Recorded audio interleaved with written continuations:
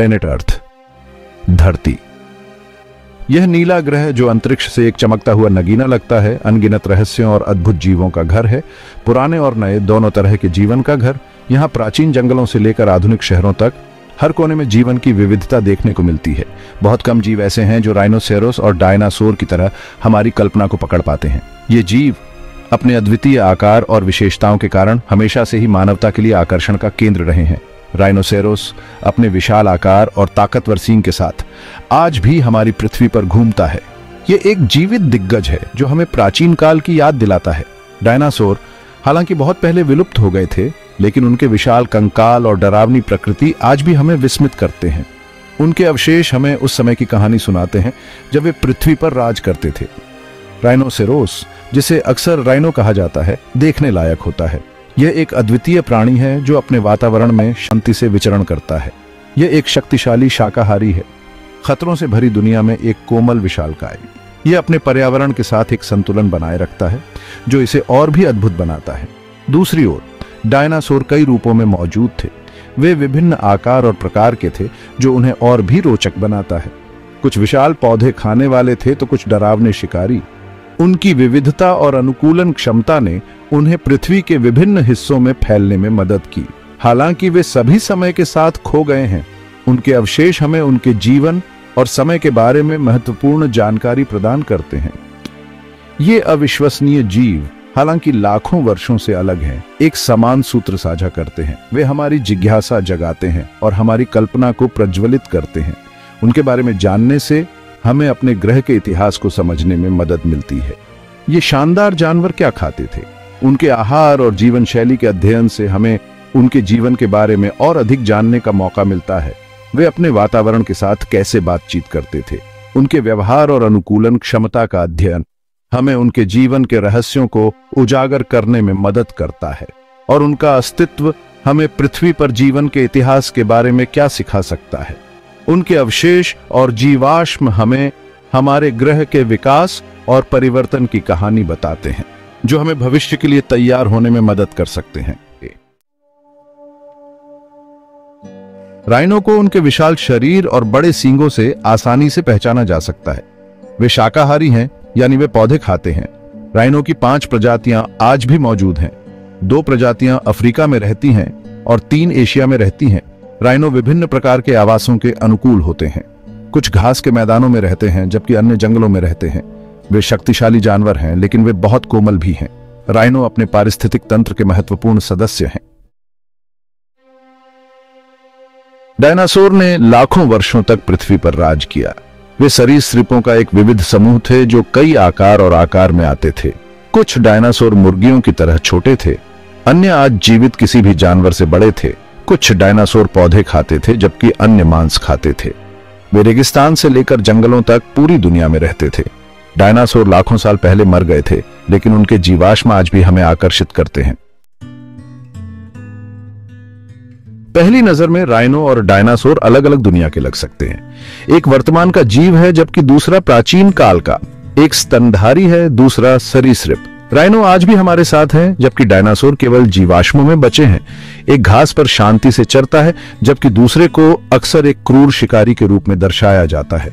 Rhino की शांतिपूर्ण प्रकृति और डायनासोर की आक्रामकता में बड़ा अंतर है, फिर भी अपने मतभेदों के बावजूद इन दोनों प्राणियों में कुछ आश्चर्यजनक समानताएं हैं। राइनो और डायनासोर दोनों ही अपने प्रभावशाली आकार के लिए जाने जाते हैं। उनके विशाल शरीर और ताकत ने उन्हें अपने अपने समय के प्रमुख प्राणी बना दिया।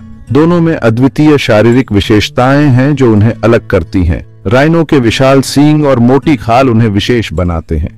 डायनासोर के लिए ये उनके सींगों, प्लेटों और जंगलों की विविध श्रेणी थी। उनके शरीर की संरचना में विविधता ने उन्हें विभिन्न वातावरणों में जीवित रहने में मदद की। राइनो के लिए ये उनके विशाल सींग और मोटी खाल हैं।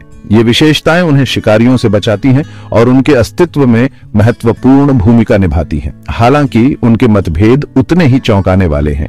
डायनासोर अविश्वसनीय रूप से विविध थे, आकार, आहार और व्यवहार की एक विशाल श्रृंखला को शामिल करते थे। कुछ शाकाहारी थे जबकि अन्य मांसाहारी। उनकी विविधता ने उन्हें विभिन्न पारिस्थितिक तंत्रों में जीवित रहने में सक्षम बनाया। राइनो अपने आप में प्रभावशाली होते हुए विकासवादी वृक्ष की एक बहुत छोटी शाखा का प्रतिनिधित्व करते हैं। वे आज के समय में जीवित कुछ सबसे बड़े स्तनधारी हैं, लेकिन उनकी विविधता डायनासोर की तुलना में बहुत कम है। भाग 5, मिथक और किंवदंतियां। दुनिया भर से किस्से। ये कहानियां हमें हमारे अतीत से जोड़ती हैं और हमें यह समझने में मदद करती हैं कि हमारे पूर्वजों ने दुनिया को कैसे देखा। सदियों से मनुष्य राइनो और डायनासोर पर मोहित रहा है। इन विशाल जीवों ने हमेशा हमारी कल्पना को उत्तेजित किया है और हमें उनके बारे में और जानने के लिए प्रेरित किया है। दुनिया भर की संस्कृतियों में इन जीवों के बारे में मिथक और किंवदंतियां हैं। ये कहानियां अक्सर सांस्कृतिक उत्सवों और परंपराओं में जीवंत हो उठती हैं, जहां जानवरों के रूप में मुखौटे और पोशाकें पहनी जाती हैं। कुछ संस्कृतियों में राइनो को शक्ति और सामर्थ्य के प्रतीक के रूप में देखा जाता है। उनकी ताकत और दृढ़ता ने उन्हें कई समाजों में सम्मानित स्थान दिलाया है। उनके सींगों का उपयोग अक्सर पारंपरिक चिकित्सा में किया जाता है। यह विश्वास है कि इन सींगों में उपचारात्मक गुण होते हैं जो कई बीमारियों का इलाज कर सकते हैं।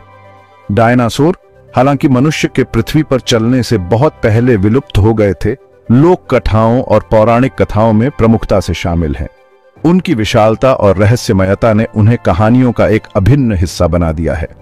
ड्रैगन, ग्रिफिन और अन्य पौराणिक जीवों के किस्से अक्सर इन प्रागैतिहासिक दिग्गजों के जीवाश्म अवशेषों से प्रेरणा लेते हैं। इन जीवों की कहानियां हमें यह सोचने पर मजबूर करती हैं कि हमारे पूर्वजों ने इन अवशेषों को कैसे देखा होगा। पीढ़ी दर पीढ़ी चली आ रही ये कहानियां इन उल्लेखनीय जीवों के प्रति हमारे स्थायी आकर्षण को दर्शाती हैं। ये कहानियां न केवल मनोरंजन का साधन है, बल्कि वे हमें हमारे इतिहास और संस्कृति के बारे में भी सिखाती हैं। वे मनुष्य, प्रकृति और कहानी कहने की शक्ति के बीच गहरे संबंधों को उजागर करते हैं। कहानियां हमें यह समझने में मदद करती हैं कि हम प्रकृति के साथ कैसे जुड़े हुए हैं और हमारे जीवन में उनकी क्या भूमिका है। भाग 6, क्या राइनो और डायनासोर कभी मिले थे? यह सवाल कि क्या राइनो और डायनासोर कभी एक साथ थे, एक आम सवाल है। हालांकि इसका उत्तर जीवाश्म रिकॉर्ड में निहित है। डायनासोर लगभग 66 मिलियन साल पहले मर गए थे। आधुनिक राइनो के पूर्वज लाखों साल बाद तक प्रकट नहीं हुए थे। इसलिए राइनो और डायनासोर कभी एक ही समय पर नहीं रहे। वे भूगर्भिक समय के विशाल विस्तार से अलग हो गए हैं। डायनासोर के विलुप्त होने ने स्तनधारियों के उदय और अंततः राइनोसिरस के उद्भव का मार्ग प्रशस्त किया। भाग 7, राइनो। आज एक अनिश्चित भविष्य का सामना। हालांकि राइनो लाखों वर्षों से जीवित हैं, लेकिन अब उनका सामना अनिश्चित भविष्य से है। अवैध शिकार और आवास के नुकसान ने राइनो की आबादी को कम कर दिया है। आज राइनो की सभी 5 प्रजातियां लुप्तप्राय हैं। इन शानदार जीवों की रक्षा के लिए संरक्षण के प्रयास जारी हैं। हालांकि उनके अस्तित्व को सुनिश्चित करने के लिए और भी बहुत कुछ करने की आवश्यकता है। राइनो का भाग्य हमारे हाथों में है।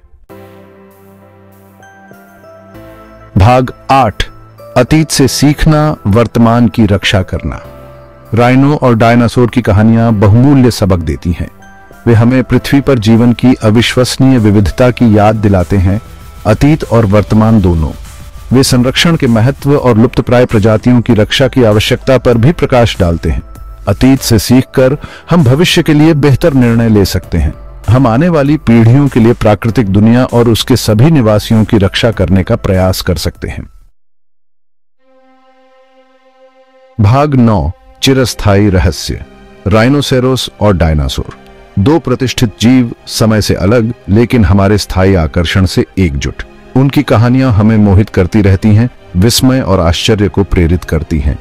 जैसे जैसे हम इन अविश्वसनीय जानवरों के बारे में अधिक सीखते हैं, हम पृथ्वी पर जीवन के इतिहास और भविष्य के लिए इसे संरक्षित करने के महत्व के बारे